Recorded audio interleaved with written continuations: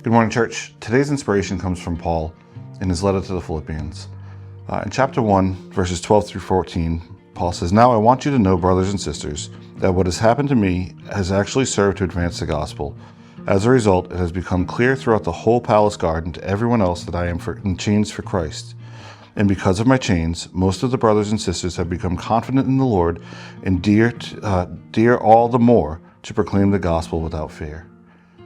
And so when I was reading this inspired me. Paul is in a predicament. He seems bound in the place. He's under house arrest at this time. And he finds joy in this because he sees that the gospel is still being spread.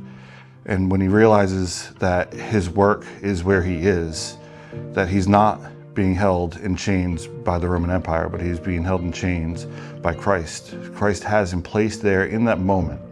And so he finds joy in this. And through his joy, it reminds and teaches others that he is in fact there for Christ. And so the power of Christ spreads through from person to person. They gain more confidence, and now their testimonies grow and stretch out. And he says the entire palace guard. And so this is actually hitting, the palace. It's hitting the leaders. It's hitting the other prisoners. He's hitting people that already knew about Christ. It's making them more confident, but it's everybody within the palace that are being reached with the gospel because of what they're seeing, what Paul's doing.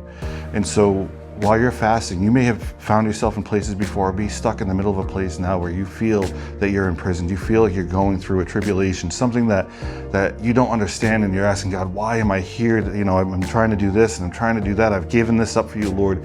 Why am I in this place? And God might be saying, because this is where I've sent you.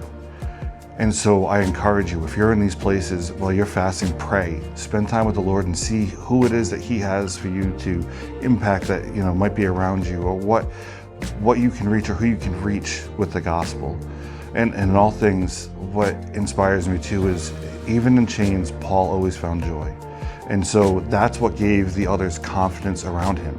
Finding that joy, or seeing that joy that Paul could have while still being, under house arrest or imprisoned, and still being able to be happy because he had Christ and that's all that he needed. How often do we sometimes dwell on our circumstances and people don't see the Christ of joy through us? And so whatever moment you're in time right now, whatever tribulation or trial you may be facing, I encourage you to go through it with joy, knowing that God may have special plans for you and special plans for all of those around you that need to hear the gospel. And the only way they're going to do that is to see in you why you can find joy in your situations and understand that God is real, that you have a power inside of you that is greater than anything that they have, and they want it too.